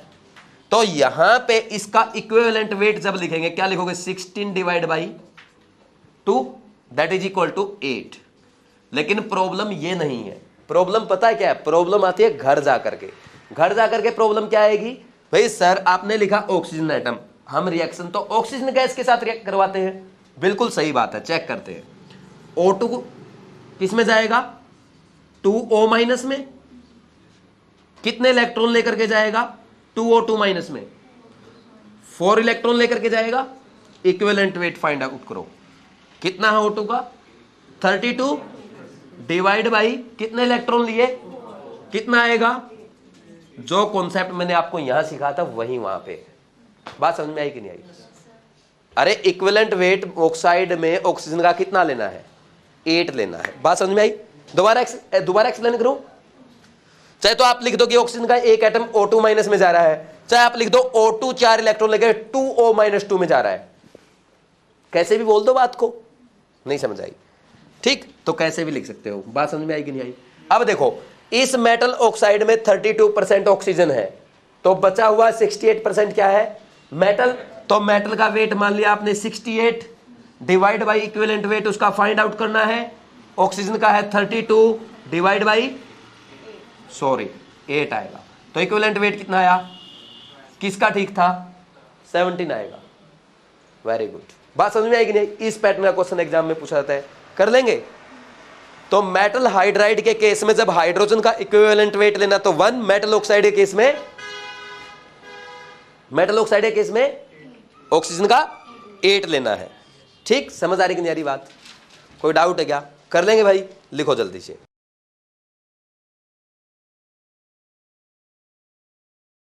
आप तो ना बस एक बात का ध्यान रखो, इक्विवेलेंट वेट जब फाइंड आउट करते हो ना, अगर आपने एटम कंसीडर किया है तो एटम का ही वेट रखना, एटम के वेट को n फैक्टर से डिवाइड करना। आपने मॉलिक्यूल रखा है तो मॉलिक्यूल के वेट को उस रिएक्शन के अकॉर्डिंग उसके n फैक्टर से डिवाइड करना। तो यहां पे n फैक्टर चेंज हो जा रहा है। वैसे इक्विवेलेंट वेट की सही डेफिनेशन तो यही है, atomic weight upon n factor, कि एक एटम का वेट रखा और उस एटम ने कितने इलेक्ट्रॉन या तो लॉस किए हैं रिएक्शन में या कितने गेन किए। सबसे सिंपल ये है। आपने जैसे यहां पे देखा, आप ये देख लो, हाइड्रोजन का एक एटम कितने इलेक्ट्रॉन एक्सेप्ट कर रहा है? हाइड्रोजन का एक एटम H माइनस में जा रहा है, -1 में जा रहा है, एक इलेक्ट्रॉन एक्सेप्ट किया, तो हाइड्रोजन का वेट है 1 डिवाइड बाई 1। ऑक्साइड में क्या होता है? ऑक्सीजन का एक एटम O-2 में जाता है, तो क्या करेंगे? 2 इलेक्ट्रॉन लेकर के गया है, तो ऑक्सीजन का एटॉमिक वेट है 16 डिवाइड बाई 2। तो आपको इस चक्कर में पढ़ने की जरूरत नहीं पड़ेगी। ये वाला जो कॉन्सेप्ट, इसके चक्कर में पढ़ने की जरूरत आपको फिर नहीं पड़ेगी। मैं बोलता हूं इसको रहने दो। आप बात समझ में आ रही कि नहीं आ रही? इसको बेसिक रहने दो। समझ आई कि नहीं आई बात? आप तो एटॉमिक वेट, एक एटम ने कितने इलेक्ट्रॉन गेन किया, कितने इलेक्ट्रॉन लॉस किए, वो देख लो। कर लेंगे, लिखो जल्दी से। लिख लिया क्या? नेक्स्ट लास्ट क्वेश्चन लिखो इस कॉन्सेप्ट का। लिखो, A1 gram of an element form A2 gram of oxide, then equivalent weight of element is। ये क्वेश्चन भी एग्जाम का पूछा हुआ क्वेश्चन है। क्या आएगा, ऑप्शन लिख देता हूं, तब तक जल्दी से फाइंड आउट करने की कोशिश करो।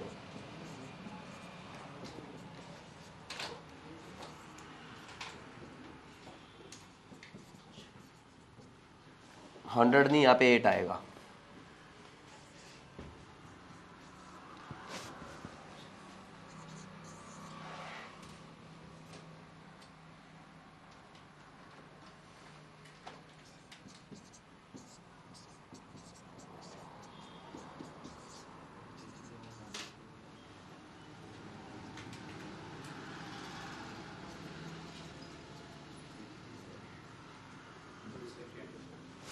आ गया, वेरी गुड। ये जो आपने मेटल हाइड्राइड वाला क्वेश्चन किया था ना, सेम तो है, वहां पे हाइड्राइड है, यहां पे ऑक्साइड है। भाई मेटल ऑक्साइड कितना है, मेटल ऑक्साइड है या अच्छा एलिमेंट, कोई भी एलिमेंट है, जरूरी नहीं मेटल ऑक्साइड हो, तो सीधा लिखो ऑक्साइड का वेट। ऑक्साइड का वेट कितना है, A2 ग्राम है, ठीक है भाई, और एलिमेंट का कितना है, A1 ग्राम है, ठीक है। तो अब एक बात बताओ, ऑक्सीजन का कितना होगा, यही तो होगा, ऑक्साइड में से एलिमेंट का वेट माइनस कर दो, ऑक्सीजन का वेट बचेगा। तो अब दोनों ने रिएक्ट करके ऑक्साइड जब बनाया है एलिमेंट ने और ऑक्सीजन ने, तो हम क्या बोलेंगे, number of equivalent of element is equal to number of equivalent of oxygen. और फॉर्मूला हमें कौन सा आता है, weight divide by equivalent weight, और इसका भी weight divide by equivalent weight कर दोगे। अब weight divide by equivalent weight, इसका वेट है A1, इक्विवेलेंट वेट आपको फाइंड आउट करना है, और यहां पे वेट कितना है इसका, A2 माइनस A1 है ऑक्सीजन का, और ऑक्सीजन का इक्विवेलेंट वेट कितना लिखेंगे ऑक्साइड में, ऑक्सीजन 2 इलेक्ट्रॉन लेके O-2 में जाएगा, equivalent weight equal to atomic weight divide by 2, 8 आएगा कि नहीं आएगा। तो equivalent weight is equal to A1 upon A2 minus A1 into 8। अब कुछ लोग क्या करते हैं, इसको फॉर्मूले को एज इट इज रट लेते हैं, कोई जरूरत नहीं है रटने की, कोई फॉर्मूला अपने को नहीं रटना है, ठीक है, कॉन्सेप्ट आना चाहिए। समझ आ गई बात। तो आंसर कौन सा जाएगा, सेकंड वाला जाएगा। कर लेंगे, नोट डाउन करना है, आगे बढ़ जाए, आगे बढ़े, कर लो भाई, करना तो कर लो।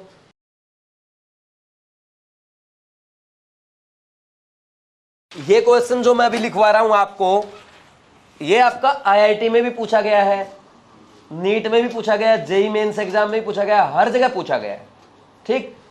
इसमें लिखो, which of the following concentration term is independent of temperature, ठीक। फर्स्ट ऑप्शन आपका है मोलैरिटी, सेकंड ऑप्शन आपका है नॉर्मेलिटी, थर्ड ऑप्शन आपका है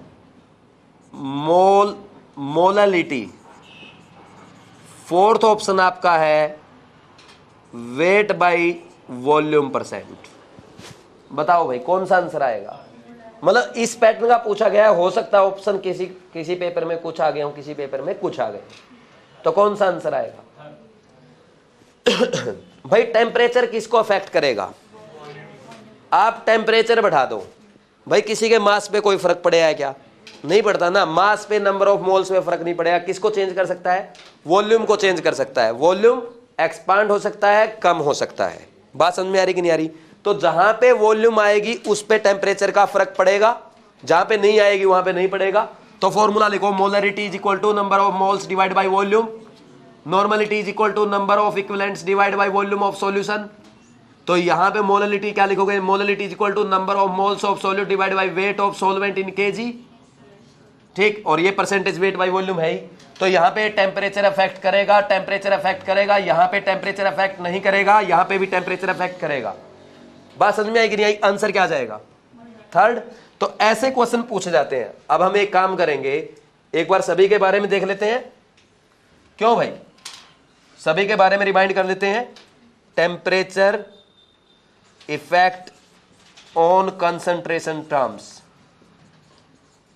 देखो कैसे आएगा, यहां से क्वेश्चन आता है आपके एग्जाम में। पहला आपने क्या पढ़ा, molarity molarity is equal to number of moles per unit volume, तो टेम्परेचर डिपेंडेंट है। ठीक, सेकंड आपने क्या पढ़ा था, formality, number of formula unit. चलो फॉर्मेलिटी कोई पूछता भी नहीं, मत लिखो यार फालतू, जितना फालतू लिखो उतना ही टाइम वेस्ट। ये लिखवाऊं? नेक्स्ट है molarity. Molarity number of moles weight of sol divide by weight of solvent in KG. ये लिखा था आपने। टेम्परेचर का कोई इफेक्ट नहीं पड़ेगा। नेक्स्ट देखो, थर्ड कौन सा आएगा, बोलो भाई, थर्ड कौन सा आएगा, मोल फ्रैक्शन। अरे मोल फ्रैक्शन क्या है, मोल फ्रैक्शन तो एक रेशो है, मोल फ्रैक्शन एक रेशो है, एक नंबर है। फ्रैक्शन पे कोई फर्क पड़ेगा क्या, टेम्परेचर का कोई इफेक्ट नहीं आएगा। फिर फोर्थ आपने क्या पढ़ा, परसेंटेज वेट बाय वेट, कोई फर्क पड़ेगा टेम्परेचर का। Fifth percentage weight by volume, temperature effect करेगा। Next percentage volume by volume, temperature effect करेगा, चाहे थोड़ा सा ही करे। आप ये मत बोलना सर वॉल्यूम से वॉल्यूम कैंसिल हो गया, वो तो बात ठीक है, लेकिन एक वॉल्यूम सोल्यूट की है, एक वॉल्यूम सॉल्यूशन की है, तो सॉल्यूशन का अलग एक्सपेंशन होगा, सोल्यूट का अलग एक्सपेंशन होगा या कॉन्ट्रैक्शन होगा, जो भी होगा। चाहे थोड़ा सा इफेक्ट आए, जहां पे वॉल्यूम टर्म आ गई वहां पे टेम्परेचर का इफेक्ट, बात समझ में आई कि नहीं आई। ठीक, नेक्स्ट है, अच्छा एक बात बता दूं, इफेक्ट वेट पे भी पड़ता है, इफेक्ट वेट पे भी पड़ता है टेम्परेचर चेंज होने का, लेकिन वो बहुत नेग्लिजिबल होता है। आपको जनरली क्या करना है भाई, थोड़ा बहुत तो इफेक्ट आता होगा ना टेम्परेचर का, आता कि नहीं आएगा थोड़ा बहुत तो। ठीक, टेम्परेचर चेंज होने के कारण हो सकता है इवेपोरेट हो जाए, थोड़ा बहुत वो हो जाए, है ना, तो टेम्परेचर इफेक्ट थोड़ा बहुत तो आता होगा, लेकिन उसको कंसीडर नहीं करना। आपको एक ही बात ध्यान रखनी है, क्या ध्यान रखना है कि टेम्परेचर का इफेक्ट उस कंसंट्रेशन टर्म पे पड़ेगा जिसमें वॉल्यूम इंक्लूड है। बात समझ में आ गई, सिंपल सा फंडा है। इसके बाद normality is equal to number of moles equivalent divide by volume, temperature effect करेगा। ठीक, एक और पढ़ते हैं हम, अभी पढ़ेंगे, एक आता है स्ट्रेंथ। स्ट्रेंथ में क्या करते हैं, वेट बाय वॉल्यूम आता है। ठीक, इसकी यूनिट होती है ग्राम पर लीटर, तो इस पे भी टेम्परेचर का इफेक्ट पड़ेगा, वो भी पढ़ेंगे। ठीक, लिख लो इसको।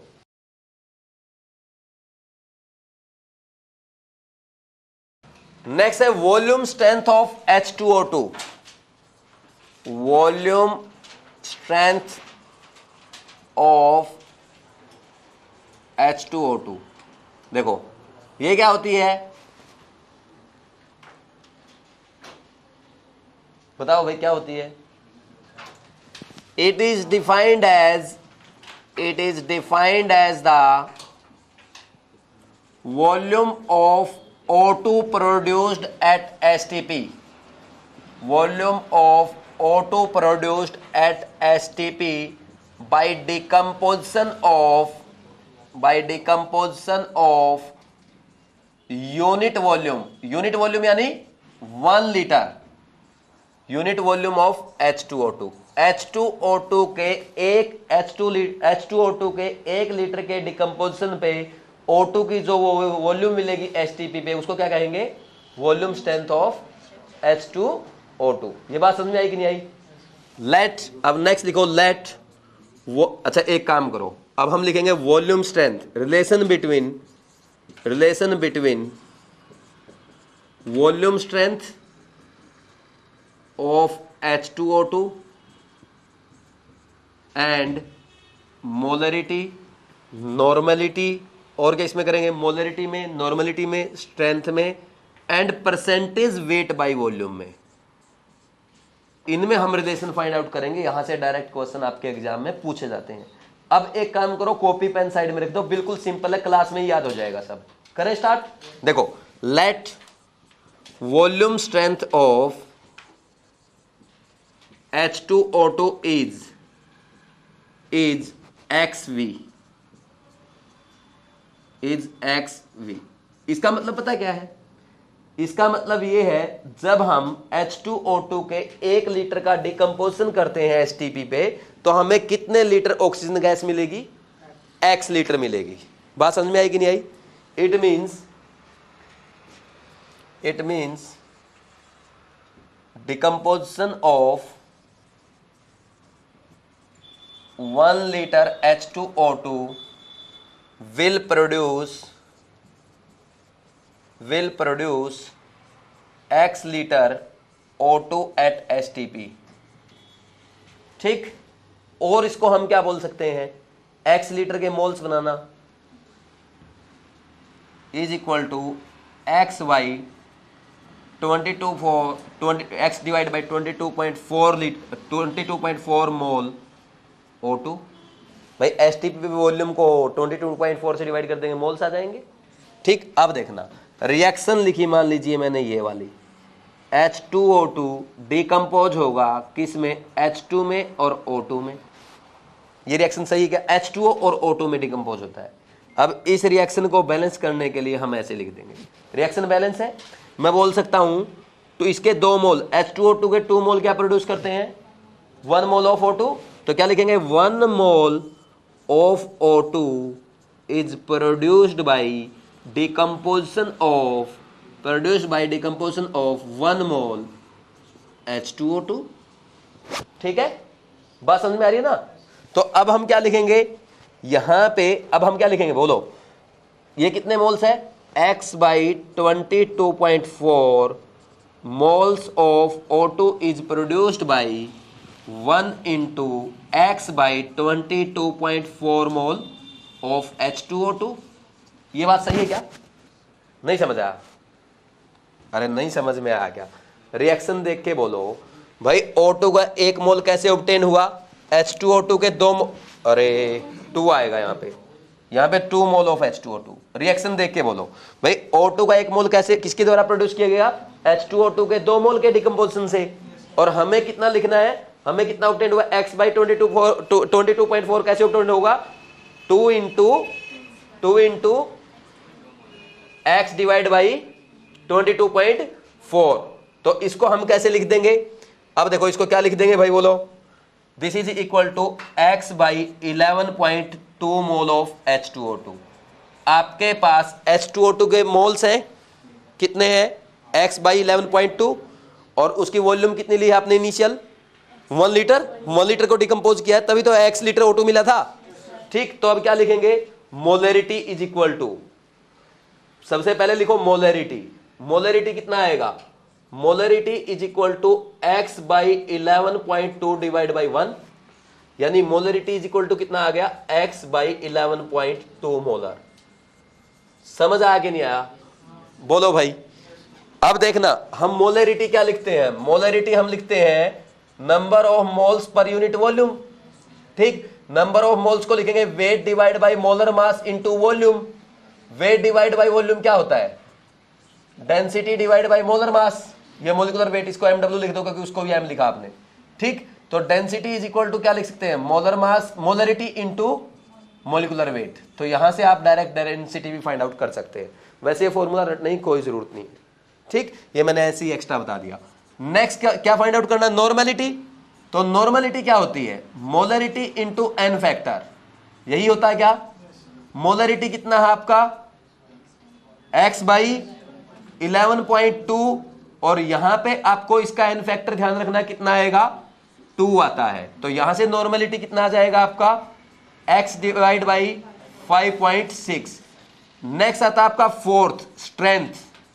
स्ट्रेंथ होता है S, और S इज इक्वल टू क्या आएगा, नॉर्मेलिटी इंटू इक्विवेलेंट वेट, ठीक है। नॉर्मेलिटी कितना है, x divide by 5.6, equivalent weight कितना आएगा इसका, H2O2 का एटॉमिक H2O2 का मोलिकुलर वेट कितना, 34, डिवाइड बाई एन फैक्टर कितना है, इनटू में कितना आ गया। ये किस में आएगा पता है, ये जो स्ट्रेंथ आई है ग्राम पर लीटर में, ठीक है। अब नेक्स्ट हम क्या फाइंड आउट करते हैं, percentage weight by volume. Percentage weight by volume कैसे फाइंड आउट करते हो, ग्राम, वेट लेते हैं ग्राम में, वॉल्यूम लेते हैं ml में। ये ऊपर क्या है, ग्राम पर लीटर में है, तो पर लीटर को ml बना लो, तो क्या आ जाएगा, देखो x divide by 5.6 into 17, volume नीचे लीटर में है, तो 1 लीटर में 1000 लीटर होंगे, 1000 ml होंगे, ठीक। तो यह आ गया W/V। परसेंट फाइंड आउट करने के लिए 100 से मल्टीप्लाई कर दो, तो परसेंटेज वेट बाई वॉल्यूम कितना आएगा, is equal to x by 5.6 into 17/10। समझ आया कि नहीं आया। तो ये डायरेक्ट भी पूछ लिया जाता है। कर लेंगे या नहीं कर लेंगे? स्टेप बाय स्टेप चलोगे ना। अब आपको क्या करना है, आप घर जाएंगे, इस क्वेश्चन को, ये जो मैंने डेरिवेशन आपको बताया, पूरा खुद से करके देखेंगे। एक ही तो लाइन याद करनी है। क्या याद करना है? बोलो भाई। वॉल्यूम स्ट्रेंथ क्या होती है? Volume of oxygen gas obtained by decomposition of 1 litre H2O2 at STP। फिर आपने क्या लिखा वहां पे? उसके बाद क्या किया? बोलो। रिलेशन फाइंड आउट की है।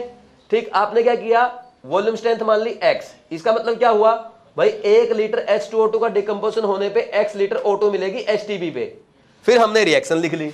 रिएक्शन से हमें पता चला भाई ऑक्सीजन का 1 मोल हमें O2 के H2O2 के 2 मोल के डिकम्पोजिशन से मिलता है। तो हमने लिख दिया 1 mole of O2 is produced by decomposition of 2 mole of H2O2। और हमें कितने मिले थे? यहां से वॉल्यूम जो थी उससे मोल्स फाइंड आउट कर दिए ऑक्सीजन के। तो x by 22.4 moles of O2 is produced by 2 into x by 22.4, इतने मोल H2O2 के डिकम्पोजिशन से। H2O2 के मोल्स आ गए, वॉल्यूम है, मोलरिटी फाइंड आउट कर ली, मोलरिटी से नॉर्मलिटी फाइंड आउट कर ली, नॉर्मलिटी से स्ट्रेंथ फाइंड आउट कर ली, और स्ट्रेंथ से वेट बाई वॉल्यूम परसेंट कर लेंगे। लिखो फिर।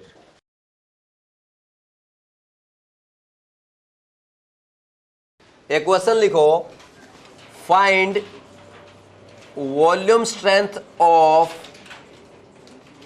1.5 नॉर्मल H2O2 सॉल्यूशन।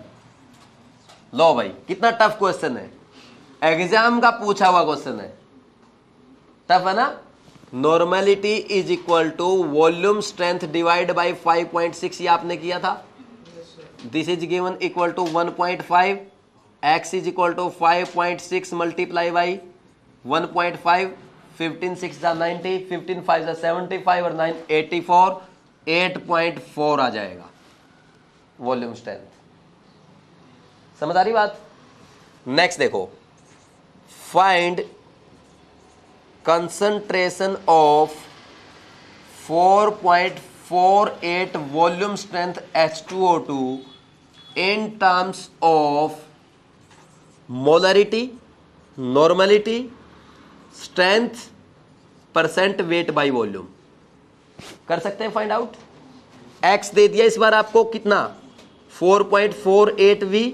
मोलरिटी का फॉर्मूला बताओ भाई। सबसे पहले क्या आएगा? x upon 11.2, 4.48 divide by 11.2, 0.4 molar. Easy है। नेक्स्ट सेकंड बताओ, नॉर्मलिटी का फॉर्मूला क्या लिखा था आपने? x डिवाइड बाई 5.6, या ऐसे भी तो कर सकते हो, molarity into n factor. Molarity 0.4 है, एन फैक्टर इंटू में 2, नहीं डायरेक्ट। चाहिए ये फॉर्मूला याद रख लो, आपका जो मन करे, जो आपको ठीक लगे। 0.8 नॉर्मल आएगा। और क्या करना अपने को? थर्ड बोलो भाई। स्ट्रेंथ। थर्ड देखो, स्ट्रेंथ कैसे फाइंड आउट करेंगे? Strength is equal to x upon 5.6 multiply by 17 था, तो x बाई 5.6, अरे चाहे नॉर्मलिटी इंटू इक्विवेलेंट वेट लिख दो ना सीधा, वो भी तो लिख सकते हैं, जैसे आपका मन करे। ये है 4.48 डिवाइड बाई 5.6 इंटू 17, यह आएगा 0.8 इंटू 17, 17 8 जा बोलो भाई, बड़े इंटेलिजेंट हो।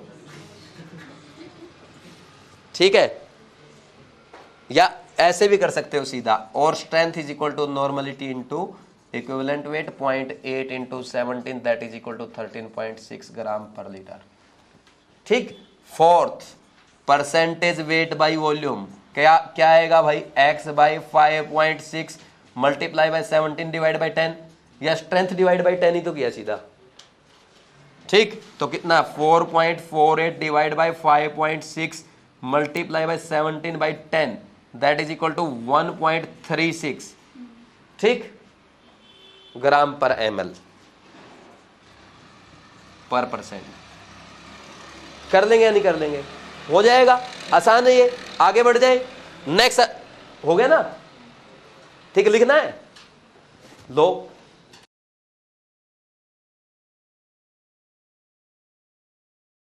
नेक्स्ट है स्ट्रक्चर ऑफ H2O2।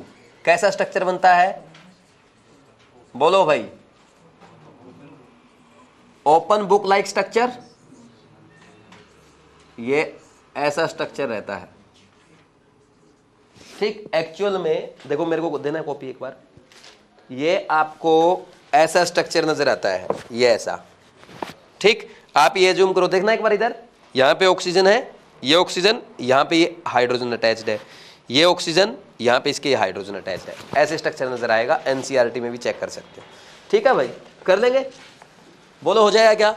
तो ये आपका स्ट्रक्चर बनता है,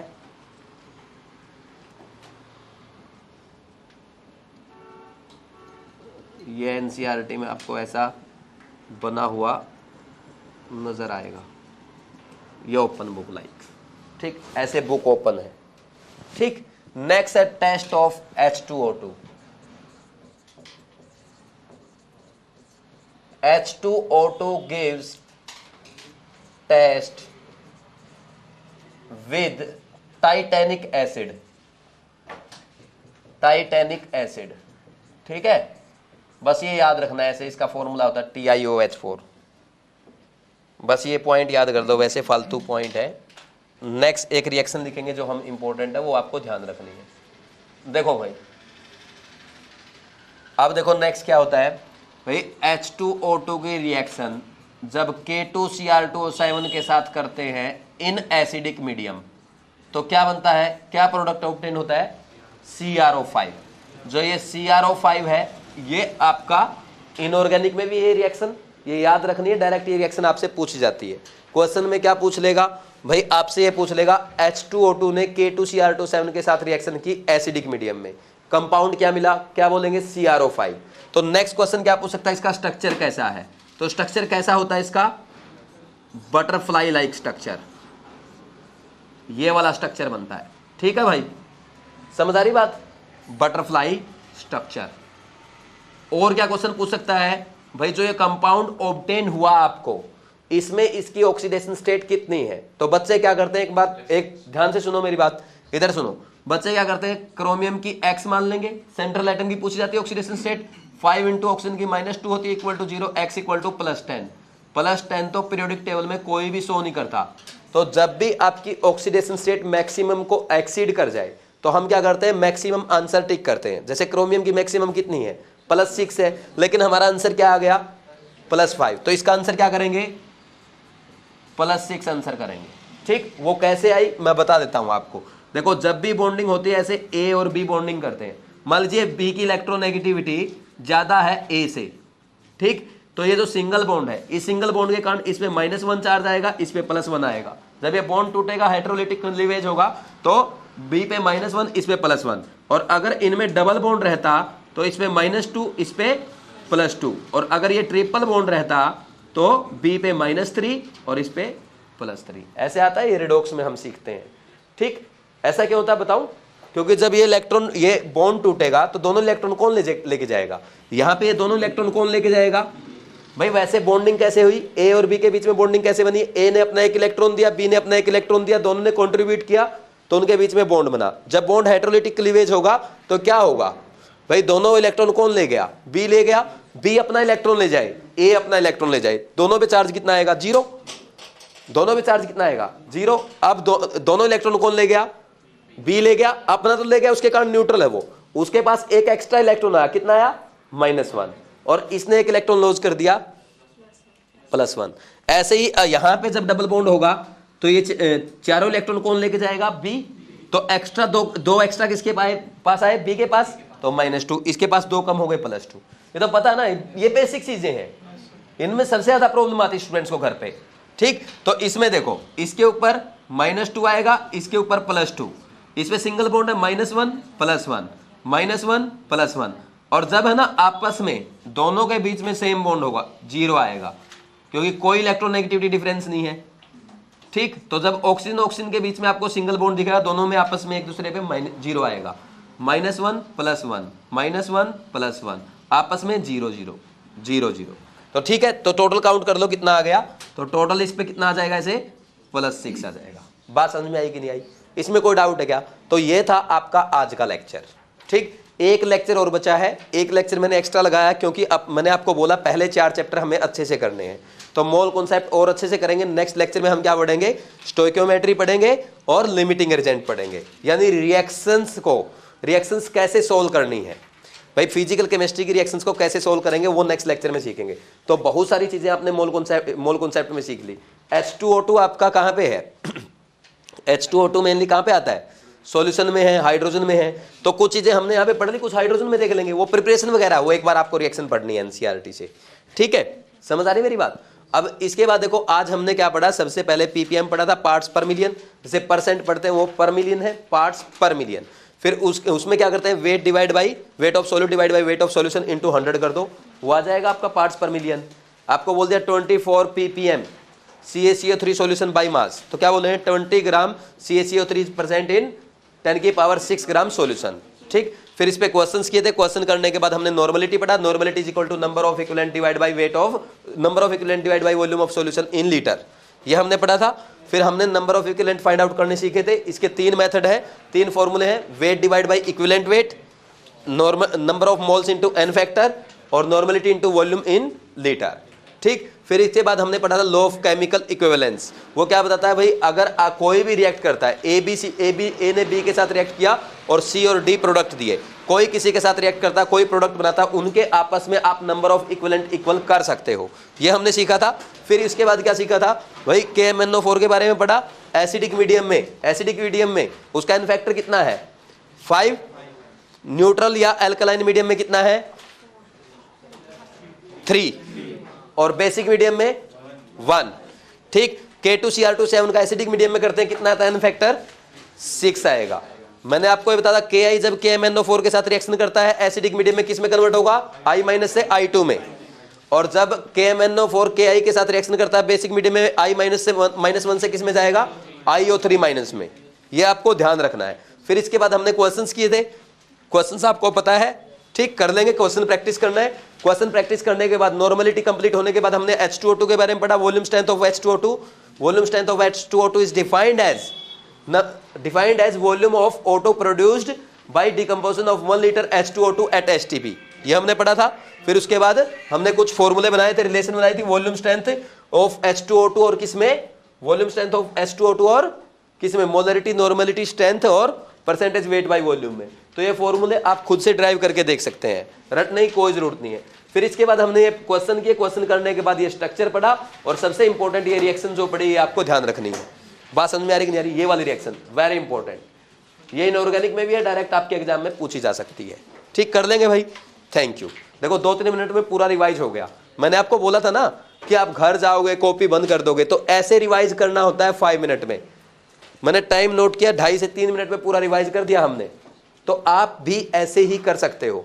तो ऐसे ही रिवाइज किया करो, फिर कॉपी ओपन करके जो क्वेश्चन प्रैक्टिस कराए वो क्वेश्चन प्रैक्टिस करके देखो, फिर पूरा क्वेश्चन प्रैक्टिस करने के बाद वापस कॉपी बंद करके, आज हमने ये बातें सीखी, सर ने बोला था ये वाली रिएक्शन ध्यान रखनी है, एक बार इसको रिमाइंड कर दो, एक बार सोते टाइम जो जो बातें इंपॉर्टेंट है वो रिमाइंड कर दो। ऐसा अगर आप करेंगे कभी भी नहीं भूलेंगे। फिर वीक का पूरा जो आपने पढ़ा, पूरे वीक का जब आप रिवाइज करेंगे ना, रिवाइज करते टाइम आपको, बहुत सारे बच्चे क्या करते हैं, रिवाइज करने बैठ जाते हैं, वो बैठे ही रहते हैं बुक्स पे। रिवाइज ऐसे करना होता है, जल्दी जल्दी, ये ऐसे फास्ट पेज पलटना होता है ऐसे, अच्छा ये पढ़ा, वो कब आएगा, जब जैसा मेथड मैंने आपको बताया वैसा करोगे।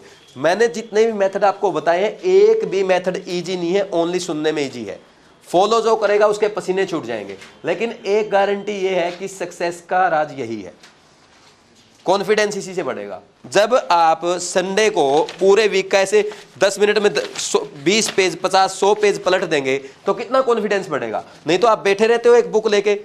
रिवीजन करना सबसे टफ जॉब है, रिवीजन करना सबसे टफ जॉब है, बोरिंग लगता है। कॉपी उठा करके बैठ जाते हैं, कोई साइड में आता है तो बातें करने लग जाते हैं। पढ़ना आसान है, रिवीजन करना टफ है, क्योंकि रिवीजन करने में बोरिंग भी लगता है, दूसरा कोई आगे डिस्टर्ब करता है, हम डिस्टर्ब भी हो जाते हैं। तो इसलिए मैं आपको कहूंगा जो मेथड रिवीजन करने के मैंने आपको बताए हैं ऐसे ही करें, वीक का रिवाइज करें, फिर 15 डेज का करें, पूरे मंथ का करें। आपके पास ऐसा होगा एग्जाम से पहले कि आप पूरे सब्जेक्ट को, पूरे कंप्लीट सिलेबस का, एग्जाम के कंप्लीट सिलेबस को आप एक दिन में रिवाइज कर पाएंगे। जैसे मैंने बताया ऐसा फॉलो करेंगे तो समझ आ रही मेरी बात। तो सही से फॉलो करो, अभी भी आप अच्छे मार्क्स के साथ क्वालिफाई कर सकते हो। ठीक है भाई, थैंक यू।